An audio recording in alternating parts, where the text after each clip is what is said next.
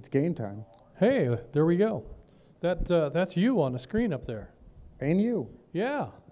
All right, so my name is Justin. I am WQIR 514, Atlanta 946 is my TAC number. Who are you?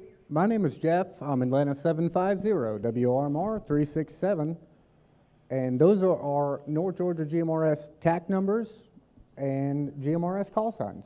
Yeah, so for those of you that are maybe a little unfamiliar with GMRS, it works just a little bit differently than amateur radio. My GMRS call sign covers me, but it also covers my family. So my wife, my kids, my parents, my siblings, aunts, uncles, nieces, nephews. Stepchildren. Stepchildren are all cat and dog, sometimes, yes. Bird. They're part of the family. All part of the family. So we get to include all of them under one license in GMRS radio. And that's a fun element to radio because it allows us to incorporate family members that might not otherwise be engaged in radio.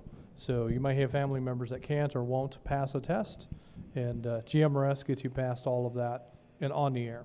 So on our network, we're more oriented towards having fun and general conversation. We're not purposed towards emergency response. We're not purposed towards storm reporting or any of that kind of thing. It's just general communications. I'm on my way home from work. Do I need to pick anything up on the way? I'm just on my way home from work, and does anybody want to chat while I'm driving home? It could be any general conversation. There's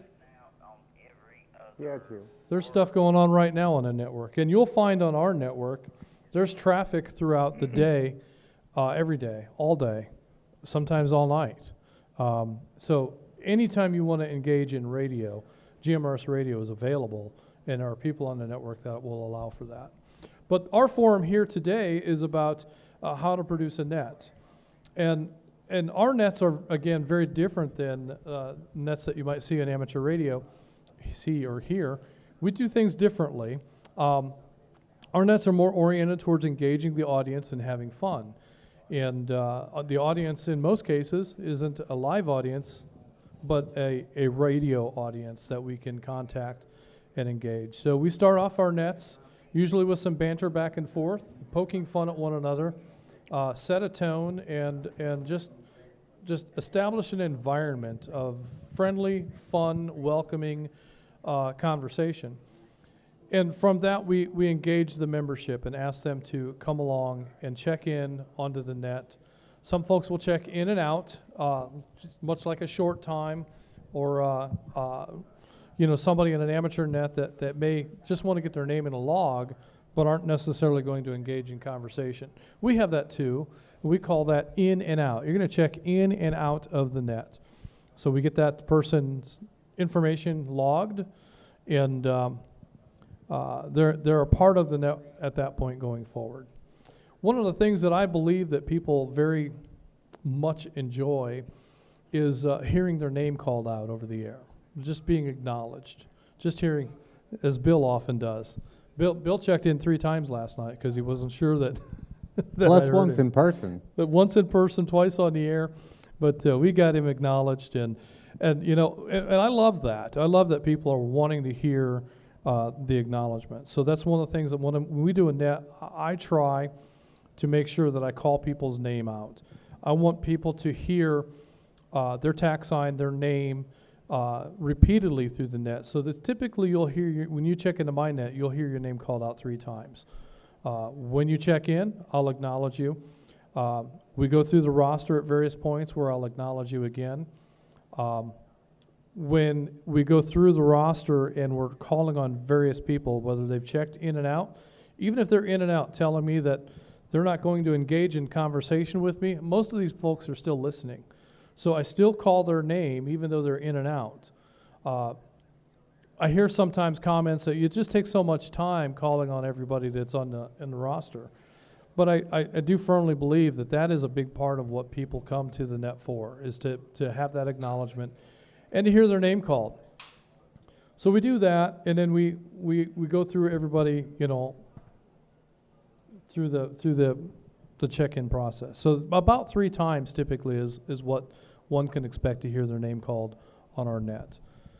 Well, we've incorporated recently too a few different segments. We have our new user tips and operating procedures. Our net is growing at a rapid pace.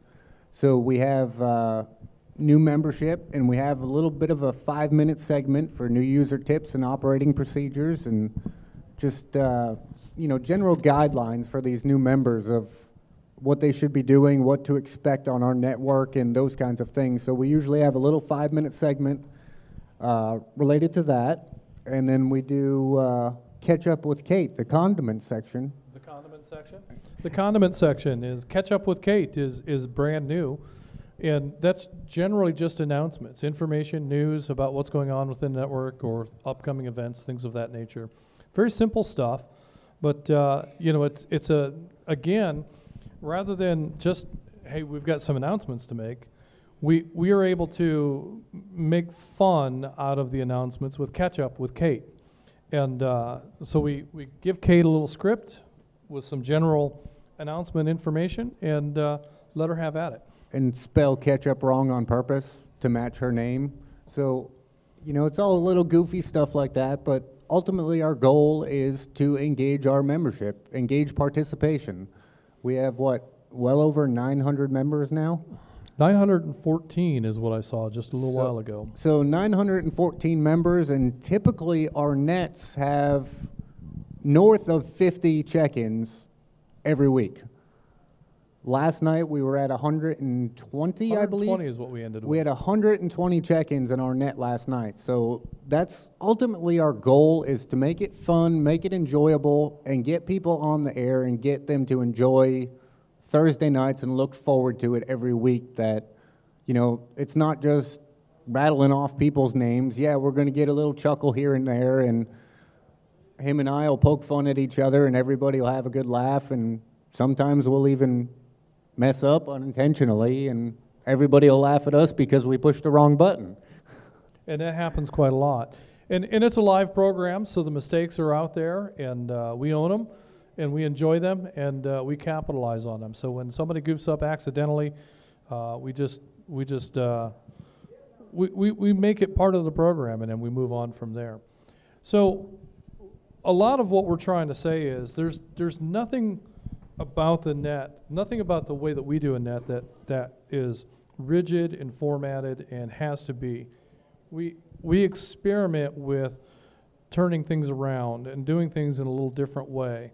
And we like to, most importantly, we want to keep things interesting and engaging. We want to engage our audience when we want to draw them in with a conversation that they're going to be interested in.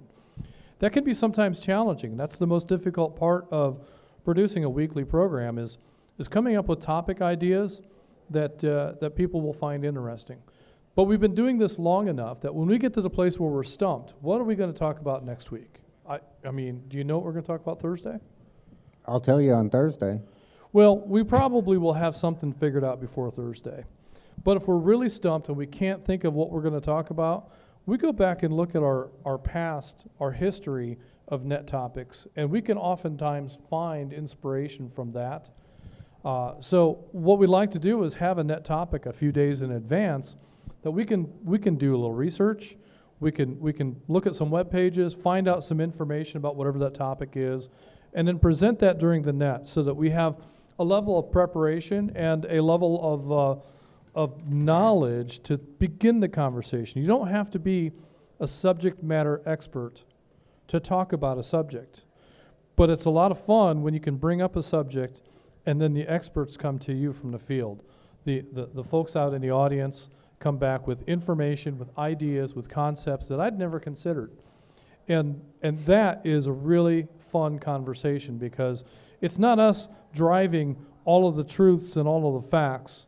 It's opening up a conversation with our audience and letting them also provide details, information, corrections if I get it wrong. Sometimes that happens. I say things that are not exactly right, and they'll correct me. And you have to own it. You just have to accept that and be gracious with people and have fun. That's the most important part. And if it weren't for the fun that we have, there's no way that we could do the 3-hour nets that we often do. Well, the other thing too that we typically do to generate topics and conversation is we look at our Facebook history for the week, and we listen to traffic throughout the week. Like, what's the hot topic this week that people are talking about, or there's a bunch of questions about? You know, maybe it be a mobile install or a base station install or grounding. If there's multiple people engaged in that conversation for that week, well, maybe that's something we need to talk about on the net, because there's enough conversation about it already. Let's get more people involved in that conversation and, you know, spread the word and hopefully answer some questions. So that's a lot of what drives it, is either history from months or weeks past or current hot topics that, you know, let's put it in front of people. Let's get this information out there. So, and to kind of to build on the point that Jeff made, is that we often will find there's conversations, you know, over the air during the week. Folks are talking about a given topic, but it may be that there are many other folks in the audience that are interested in that same topic. They tuned in and they heard that conversation, but they would like more, and maybe they didn't feel like they were ready to engage in the conversation at that time. But sometimes we can draw that out during the net, and we can get people to engage that way, just by, because, you know, it's always been my belief that if one person is asked a question, there's more than one person that has that question, and if we answer that person's question, we may be answering that question for many people. I believe that's true on our Facebook page, and I also believe that's true over the air. So when we talk about these things, we are not just addressing a question or a concern from one person, but maybe there's 10 people out there that have that same question. Maybe more, maybe less, but certainly not just the one that you're engaged with at that moment. So if you can keep the conversation going and interesting, you can draw in other information from other users sometimes, and you can really expand on the knowledge base. Well, I think it's important too that we bring up, and you guys are probably seeing these blinky lights flashing in front of us.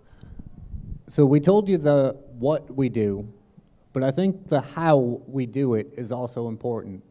How do we do it? It's not just magic. So the camaraderie that we have and poking fun at each other and those kinds of things, it's not just, you know, one hand mic and we're passing it back and forth. Obviously, you can't build a program with more than one operator by having a microphone that way. So what we've spent hours and hours and months researching and developing the last 2 years is our net control stations themselves and how they operate. So just like we're talking to you folks right now with these microphones through a mixing board, we can have multiple people speaking, and you obviously can hear the banter back and forth without us passing one microphone back and forth. And we do something very similar with that going over the air. So if one of us pushes the foot switch to activate the radio, or some people call it keying the radio, we can engage in conversation back and forth, just like we're both in the same room, without having to pass a microphone back and forth and unkey the radio and obviously drop the repeater. So the how we do it, I think, is important, that folks just don't maybe realize what all goes into how we do it. And it is, Jeff's point is valid. Our program is a lot more like a morning FM radio show than it is a amateur radio net. We sometimes interview guests. We sometimes, just conversation back and forth. But all of this has become possible because of the equipment that we've incorporated into our stations. So we don't refer to our stations as stations so much as we do studios. And this cabinet over here behind the desk is one of those stations that we built first. That is what we often refer to as Studio G. G is for go. And that was built so that we would have the ability to come out and deploy and be able to operate in a deployed environment. So we can set that up pretty much anywhere. We can set that up in a restaurant. We could set that up in a garage someplace. We set up at a Killian Automotive and operated a net from an automotive repair shop. So we can take that anywhere, and we can operate from studio equipment there. That rack is equipped with radios. It's equipped with a semi-pro audio mixing board. Lots of equipment that allows us to set up and operate from just about anywhere. Typically we use Heil headsets. We like the Pro 7 because the audio isolation that they offer and the noise canceling microphone lets us operate in environments with a lot of noise, and we can still have a clean signal out over the air. So all of this extra equipment is stuff that you're not typically going to find in an amateur radio shack. And you're not going to find it typically in a GMRS radio operator's position either. But for net control operations, there's a couple of things that we're trying to do. The first thing we're trying to do is produce a program at a very high quality level. We want good quality audio going out over the air. We don't want anything to sound muffled or garbled or hard to hear. Because, you know, anytime you're listening, even in amateur, if you're listening and the person that's transmitting is distant and they get way off of the microphone, and it's really, really hard to hear, it doesn't take long before you get tired of trying to hear and you just go off and do something else. So we found that to be true. I mean, that's true for me. When I'm listening to the radio, if somebody's coming in and their signal is garbage and I can barely read them, I don't stick around. I find other things to do. So we want to be sure that we are not that. We want to be sure that our signal quality is excellent into the network and that our production value is very, very good. We also incorporate some of these production elements into what we do. Now, there's some limitations in amateur radio and GMRS radio. Like, for instance, I can't do any kind of a musical intro to our program or a musical events. We can't do music at all. So that kind of limits some of the production things that we can do. We don't use any kind of sound effects. We don't put reverb in our microphones or anything like that for our productions. We just want good, clean, clear audio at a very high quality so that when we're on the air, if you can't hear us, it's because you're in a position where you're not receiving well. It's not because the network audio is in question. So we put a lot of effort into making sure that we have very high quality audio productions. And then we've taken things a step farther with production. And we've incorporated a live stream so that when we're transmitting our nets over the air, we have cameras in the studio that switch back and forth to whoever might be talking. The cameras will also show, we have some features on our network that will show which repeaters are active. And so we can put up a screen that reflects that. Can you do that? Can you put that up here? Show our repeater map. This is a live interactive repeater map, and what this does is it shows on our network which repeater might be active at any time. So from net control, when we go on the air at net control, we're going out through the network into the linking system for all of these repeaters. So when we key up, we're on all of the repeaters at the same time. But when anybody from the field is keying up, they key up to whatever repeater they're close to would get good coverage on. And that comes back into the network through the linked audio path and back to the studio. He's almost there. But what this map does is it lets us see, generally where that traffic is coming from. And it can be a tremendous help in just figuring out, why a signal might not be what we expect it to be or who that might have been based on what we heard and where it lit up at. So if you look at this map, and it's still populating, he just loaded it. So all these exclamations should turn into tower icons. But once someone transmits on any of these repeaters, and we'll know that by the green light here, we should also at the same time see the green icon turn yellow on the map once they finish loading. And of course, now the network is quiet. All right, so there's somebody right here in the Chattanooga area. Lookout Mountain. That's Lookout Mountain? I believe so. So there's been a lot of noise on Lookout Mountain today. We don't know if we're picking up ducting from some faraway land or if it's some kids at a campground playing on toy radios. But the other thing too is, again, with multiple operators all operating through the same radio, that's where this developed into. If Justin and I are at different desks or looking at each other, and he pushes the foot switch to key the radio, that light will turn red, and I know he's on the air and he's activated the push to talk button. The green is receive audio, meaning we're getting traffic from the network. So if we're not hearing well or something like that, but the light is green, we know maybe our volume in our headsets is a little too low or something of that nature. So it's a active, in-your-face kind of thing that, hey, if it's green, there's traffic, so listen up kind of thing. So yeah, and this is a really, it's an important element to the production quality that we have, because it is a visual cue as to what the state of our PTT is, and so it helps to keep us from saying things that we don't necessarily want to go over the air. So we may hear somebody say something, what was that? What was that TAC number? And we don't necessarily want that, those responses to go over the air, because it might sound a little off-putting, in that environment.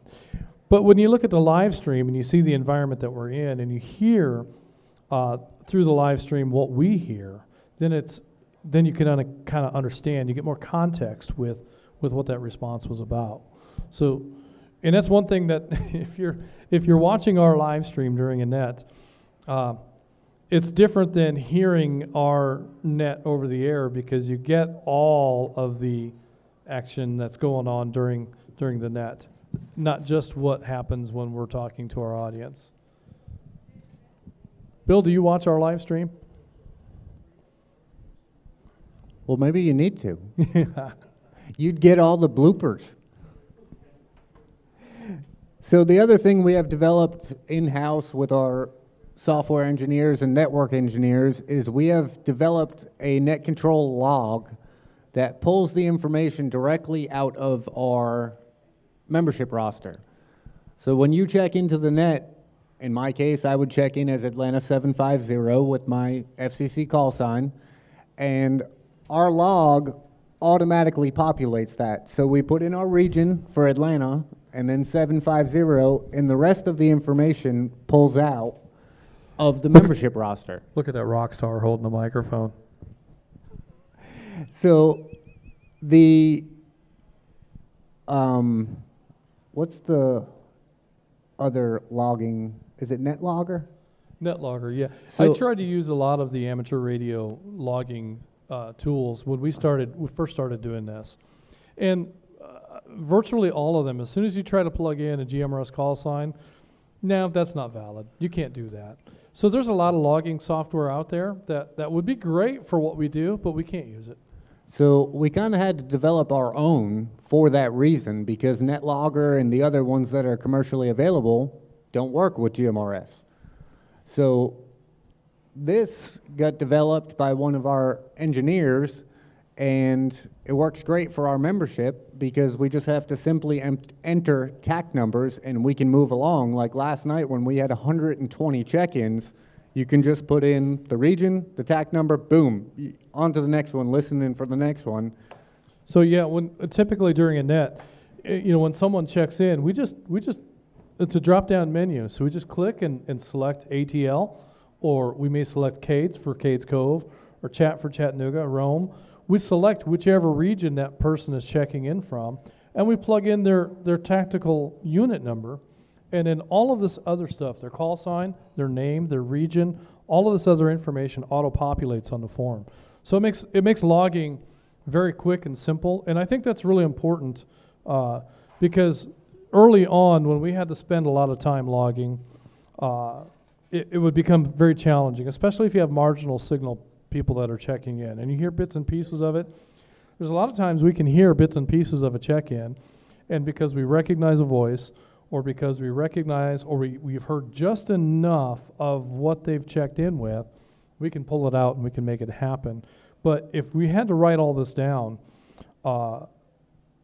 it would be very challenging to get a complete and accurate check-in. And sometimes even with this we don't, but I think our accuracy is way, way better in logging with this software than without it. Well, I think the other key to that point is speed. There's no way we would have done 120 check-in net in 2 hours handwriting them. Right, right, and that's where we came from when we first started doing these nets. It was Julie on an HT with a pen and paper, and back in those days, a net would last maybe a half an hour and have a big net would have 15 check-ins. Oftentimes we would have in the area of 10. Every now and then we'd be blown away because we got 18 or 19 or 20 check-ins. So that and that I think is very typical of many amateur radio nets and probably GMRS nets across the country. And not to say that there's anything wrong with a net that is in that format and of that style, but to get to the place where you have regularly 50 plus check-ins and an engagement at the level that we do, you have to bring a few more elements to the table to make this happen. So net logging is one of those things. Moreover, it's important to have a personality, something that is interesting. And so my personality isn't really all that interesting. But I think my humor engaged with another person really amps that up quite a lot. And that I think has been a big part of the growth of North Georgia GMRS is having interaction within the net. And the interaction first started with Julie and I.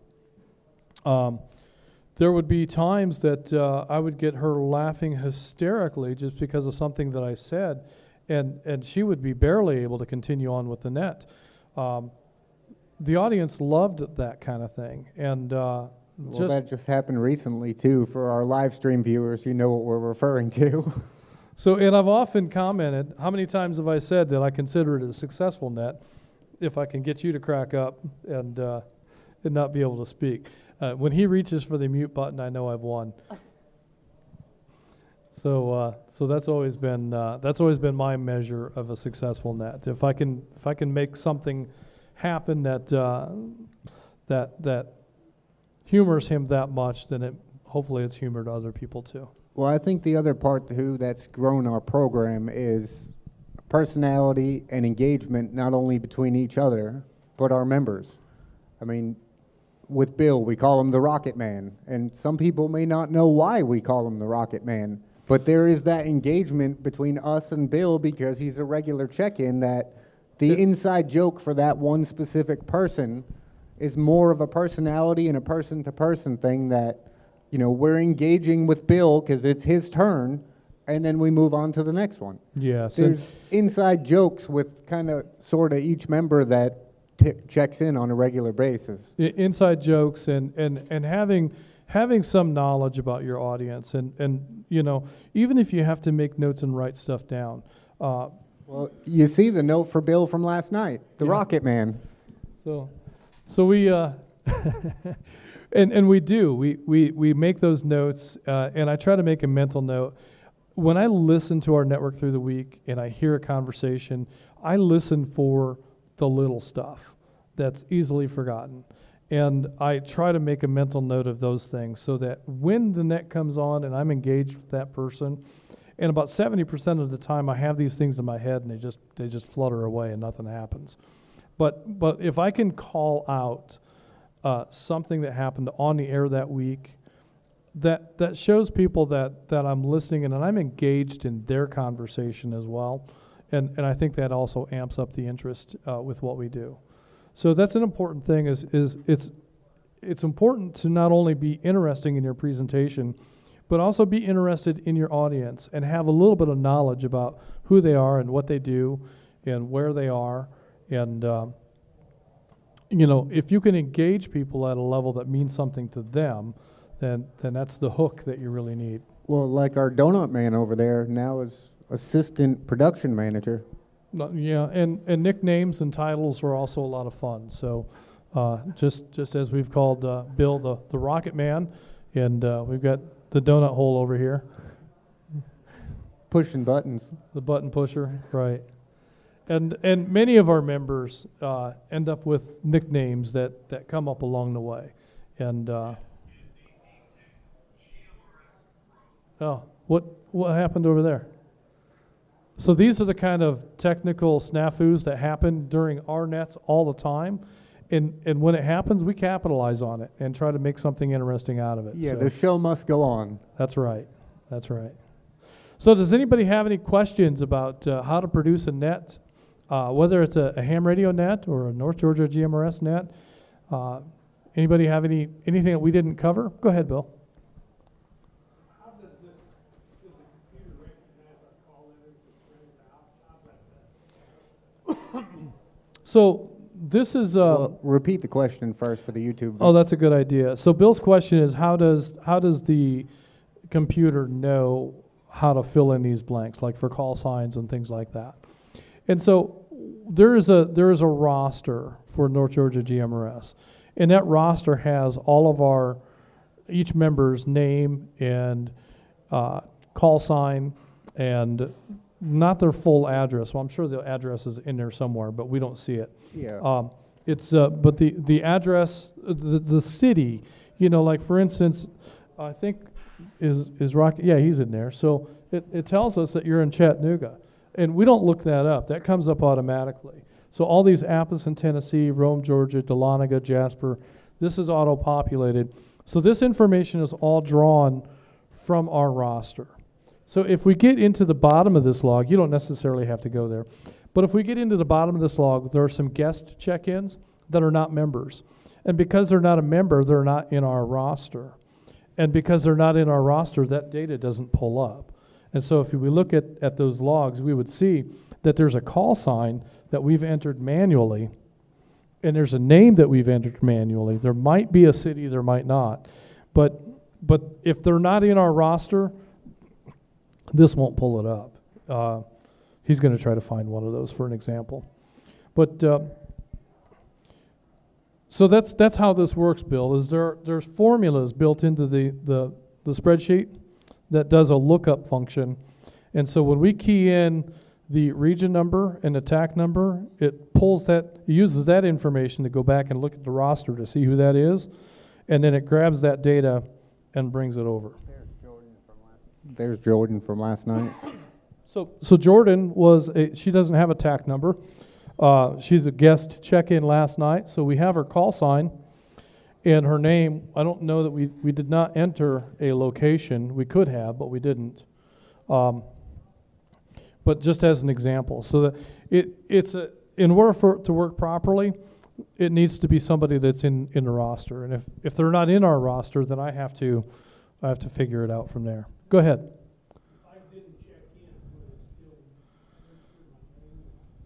If I put it in there. So you had asked me to check you in when you were standing here yesterday before the net, and I did. So you're very high up in the roster.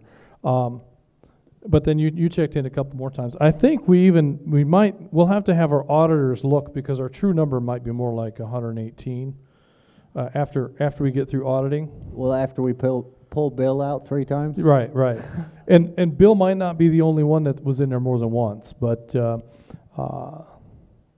it's something we try to watch out for, because I want our log to be accurate, but sometimes it's really hard to prevent that. We had a question in the back.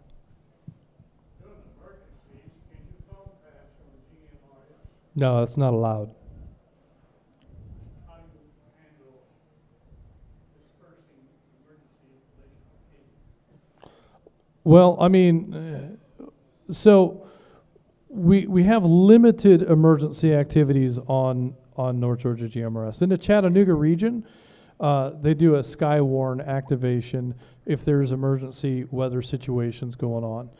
And so the patch for emergency information is manual. Our Skywarn operators will manually report that information to the weather centers. And the ones in Peachtree City, where's the other one in Tennessee? Morristown, that's right.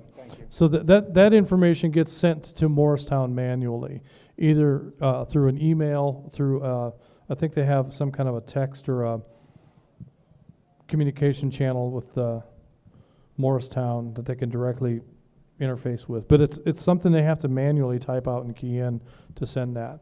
In terms of a phone patch or something of that nature, you cannot do that on GMRS. But because of the nature of our linked network, any message that's conveyed, whether it's in Knoxville or when we have Skywarn activations, we cut off the southern part of the network because we don't want all of these people trying to contribute to the excitement of the storm and interfere with the reporting that's going on. Because Chattanooga is a little bit unique. Down here, we have great radar storm weather coverage. You can see tornadoes track for miles on WSB TV. It's ridiculous. If there's severe weather coming, you know about it. And you know a lot about it before it gets there. But when in your area, you don't have the same quality or what's the word I'm looking for? You don't have the same grade or detail of weather radar.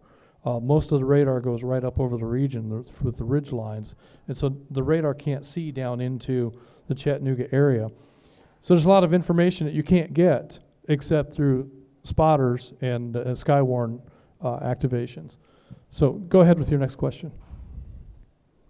During an emergency, is there any people dedicated to interface with ham radio and GMRS? Have both licenses, amateur and DMS? Well, that's an excellent question. Sure is. For the live stream viewers, the question was, is there any kind of interface between amateur and GMRS for emergency purposes? And the best way to answer that question is about 50% of our membership has both licenses. So Chuck will be taking his test tomorrow. Justin and I both hold amateur extra licenses. Not trying to toot my own horn, but 50% of our membership does hold both. And our net controllers on the Skywarn side of GMRS also hold both licenses. So if there is an issue on the GMRS side with communications, they can bump over to the amateur side and still convey that information. But ultimately, to the original part of your question, I think we got a little bit off topic where you were asking about phone patches and things like that. So there has been several instances on our network where emergencies had to be conveyed. And me personally, I think it's best to call out to an individual on GMRS.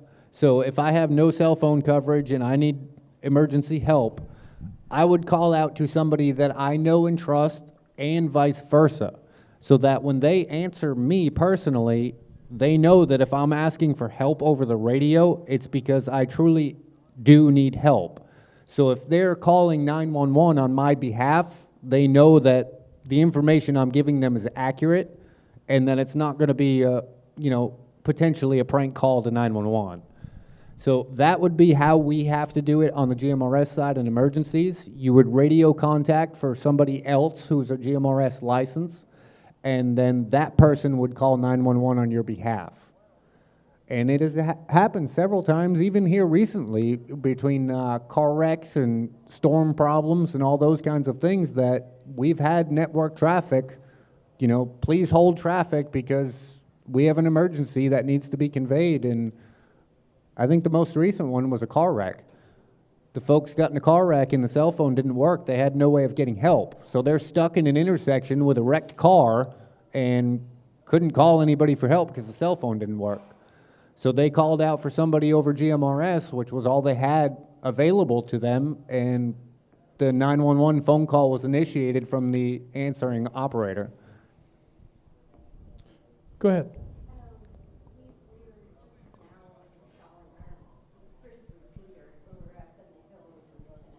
Uh-huh.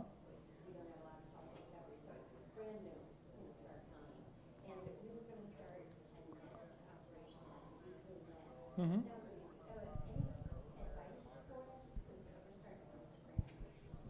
So what you might do is if you go to our YouTube page, North Georgia GMRS Network, search that on YouTube and you should find our page. Go back and look at some of our older videos and you'll see some of the humbler beginnings of our nets, especially many of the nets that Julie did. We were just starting out and learning along the way. And we've learned a lot since then. and I think our production quality has improved tremendously. But I think the first thing that you want to be sure, if you're going to conduct a net, be sure that you have good signal into the repeater so that people aren't struggling to hear net control. When Julie did her first handful of nets, she was doing it on an HT. And so you know that the operation of an HT is it's great signal, it's fantastic, and then you move, it's garbage, and you move again, and it's great signal again. You know, it's just the nature of a handy-talkie. So get into a good base radio that has a really good path to the repeater. Is your net going to be VHF or UHF? Is it amateur radio or?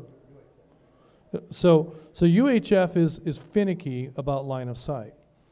You get a lot more grace out of VHF if you don't have a good clear path to the repeater.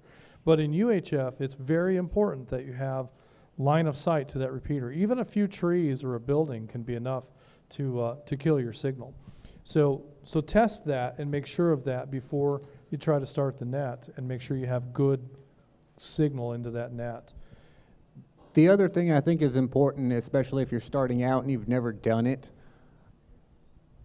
obviously you don't want to be rude to the people participating in your net, but it is very, very, very important that the net controllers maintain control of the net. If you start getting check-ins and people are doubling and jumbling all up and you can't hear anybody, you've lost control. And if there's, like the gentleman in the back asked, legitimate emergency traffic that needs to be conveyed because he's stuck in an intersection and his cell phone doesn't work, and you've lost control of your net, that man can't get his traffic through because it's nothing but doubles and jumbled up and people talking on top of each other. So maintaining some sort of structure and order, basically like a policeman at an intersection directing traffic, that is very important, is to, if you're going to open up your net, to maintain control of that net. And like I said, you don't necessarily need to be rude, but on the other hand, as your check-ins come in, you need to maintain that traffic cop mentality that, okay, it's your turn, okay, Bill, it's your turn. That way you and Bill don't go at the same time and then you didn't hear anybody. And it's one thing that we've found is that we're able to convey that to our membership. You need to slow down. Well, come on, folks, slow down a little bit, one at a time here. If you all try to check in at the same time, we don't hear anything, so let's slow the pace. And by those words and those comments repeated over several nets, we have a very, very comfortable pace of check-ins. But, you know, when you get on the air, it's exciting. I want to be the next one. Man, I'm tired of waiting. When am I going to get my chance to get in here? And so we have this tendency to key the mic quickly. As soon as we hear the repeater drop, key the mic so we can be the very next one in. And the problem with that is that quick keying attitude and mentality, when it happens over a period of time, it keeps the guy that's got the emergency from being able to break in. So we need to have some time in between transmissions, and we need to resist that urge to quick key. And it's a natural tendency, and I'm guilty of it continuously. It's not something that I can say I never do. I do it all the time. It's something you consciously have to work on.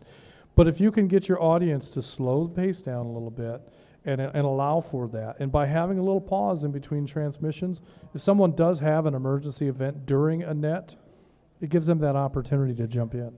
Well, the other caveat to that is it's especially important in our network, but even on the amateur side, a lot of repeaters get linked with All-Star and DMR and those kinds of things, so you end up with a link structure similar but not quite to North Georgia GMRS's network.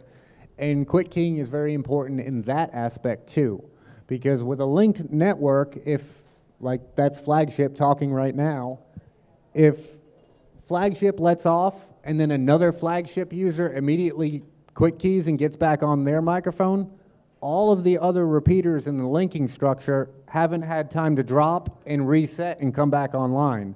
So what you end up doing is you're losing the first few syllables through the links, so that Flagship user up here in Chattanooga, if they were to quick key, we may have lost the first couple words in their transmission. So not only for emergency purposes and people trying to get into the conversation, but especially important in a linked conversation because you won't hear the whole conversation. Does that answer your questions? Yeah, and I think just by watching some of those earlier nets, you'll see some of these things come into play, and you know, the interaction is great, but it's not, you know, when you're first starting out, just build that net.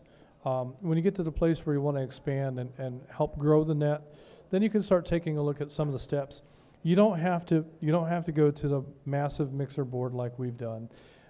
There are intermediate steps that you can take along the way to build out a radio studio where you can engage in a dialogue over the air and bring that interest to the audience.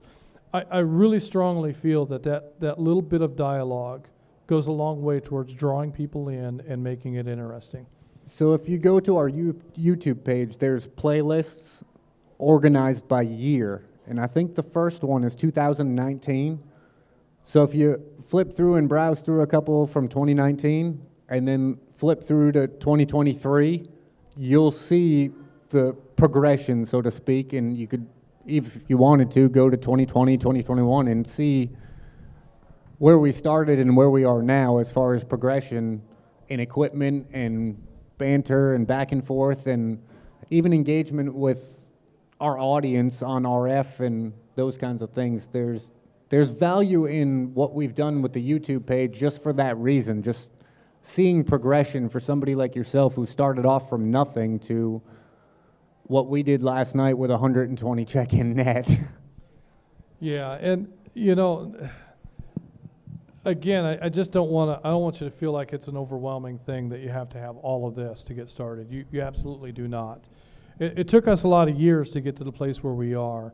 You'll notice if you go to the YouTube page, you'll notice there's a gap of time from when the live streams were happening and then they stopped.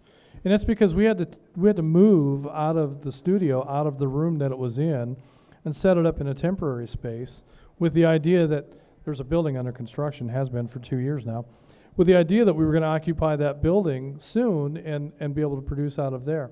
But we've just recently rebooted the live stream. And last night was what, episode 4? Yeah, so for 2023, we're at October 20th. For 2023, there's only 4 episodes in there. So we just recently rebooted the live stream function this year. There was almost a full year that we didn't do it. Right.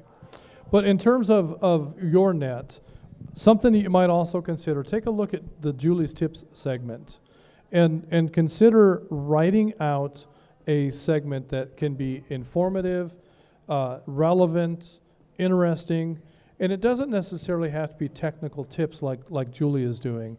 It could be whatever subject matter is interesting to you and your audience.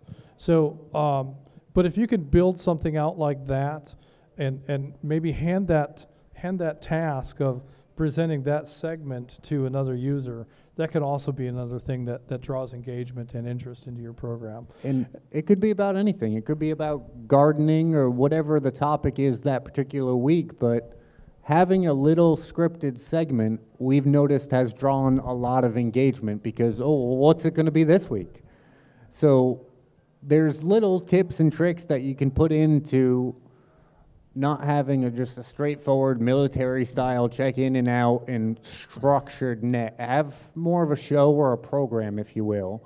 Make it interesting. And that's another good point that Jeff makes, is that whoever is going to be presenting this scripted material needs to be able to deliver it, not as though they are reading from the book and little Johnny forgot his homework. You know, they need to be able to present it as though they're speaking about a topic that they have some knowledge and interest in. And that presentation value is a big difference maker. And it's something that we try to resist. You know, in so many areas we hear people say, just get on the air and do it. Anybody can be a net control operator. And all right, well, yeah, and that's why so many nets are not successful, because they let just anybody be the net control operator. And that person's not bringing interest to the net. They're not bringing they're not attracting an audience. They're in some cases they're so dull and dry that they're driving an audience away. So it's important to kind of comprehend who can deliver content in an interesting way and who maybe shouldn't deliver the content. And that can be difficult sometimes because we get friends and family involved, and that's a challenge to tell someone no. But it's important for the success of your program to be able to tell some people no. And for certain segments, and I'm not saying this to be fresh, but for certain segments of your program, you may have a really good idea, and like Justin said, execution and delivery. Well, if you have a really good scripted idea, but maybe you're not the best person to deliver it. If somebody's a little bit, which is why we catch up with Kate, my wife, for that announcement segment, she's very bubbly and animated, so it gets people's attention to pay attention to the announcements, whereas they may not listen to me or Justin, but... Well, clearly they don't. But we get Kate involved, and she's bubbly, and she'll make faces on the camera for people watching on YouTube, and kind of makes it fun for people. Oh, well, I need to pay attention. What's going on at Hamfest next week? So if you have a really good idea, consider that as well. You may not be the person to deliver it to engage your audience. You may write the material, but that doesn't mean that you're going to deliver it. And that's what happens with Catch Up with Kate and Julie's tips. Justin scripts that material, but Julie delivers her segment and Kate delivers hers. So just things to think about. What we do is a way, not the way. Make it your own. I think the most important thing, and paramount, absolute, the most important thing about hosting a net is have fun. Because if you're having fun with this, that will be sensed by the audience. And when you can engage someone at a fun level, it is infectious and it draws people to it. So that, I think, is the foundational message that we might have, is that, when you see us working together, whether we're on the air, whether we're presenting a forum, whether we're goofing off setting stuff up, we have a blast. And it's hard work. We put a lot of hours into the work that we do, and it'd be great if we get paid for it. But we do it because we enjoy it, and we enjoy working together. And so the joking and stuff that happens between us happens because we're having a good time. And even after working all the hours, we were in here till after 9 last night with the net. After all these hours and the long days that we put in, we're still having a good time, and we love what we do. So typically on a Thursday night, our program starts at about 6 o'clock.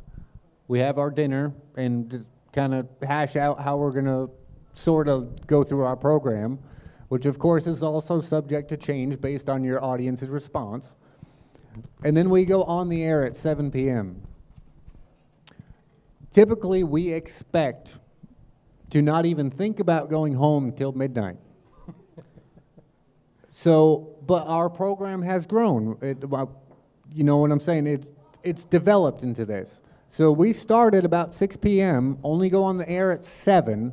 Then after we get off the air, it's, okay, well, maybe next time we don't really want to do that, or this worked really well, let's do this more often. Mm-hmm. And then, okay, it's time to go to bed, and now Friday morning, we're waking up, dragging our backside, going to work in the morning. But we have so much fun doing it that, okay, I'll sacrifice that and have an extra iced coffee Friday morning and make it through the workday, but we had too much fun on Thursday to not go back for the next week. Yeah, and your net doesn't necessarily have to be that consuming, but for us it is. And we get off the air at 10 or 10:30, but it's 11:30 or midnight before we're wrapping things up. Because of the debrief afterwards, the conversation afterwards. Can you believe what he said? Can you believe what I said? Right. Usually that's me. Can you believe what I said? But in any case, it's just all part of the fun for us, and we get amped up to the point that even when we've shut things down and we've both gone home, I'm still I can't just lay down and go to sleep because I'm still amped up from what we've just done, and it's just a lot of fun, and it puts a lot of energy in. And is it time for us to close? I think it's time the Gigaparts man has given us the dirty look. Oh, we'll. Have you heard our nets?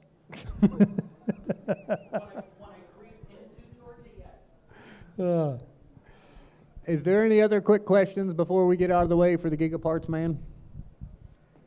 We'll be around all weekend, so if you think of something an hour from now, just flag us down. Yeah, Julie will be here later today, and if you wanna tag her and Catch up with Kate, she'll be here too. That's right. So When a repeater's installed, you guys up there help out or watch it, supervise? That's a whole different forum. yeah, usually. But yes, to answer your question, yes, but we'll get off the air for that one and hand it off to the Gigaparts man here in a minute. All right, Chuck, you want to close this thing out? Is there a button you're supposed to push? There's 3 buttons. Oh my golly. All right, 1, 2, 3. Go.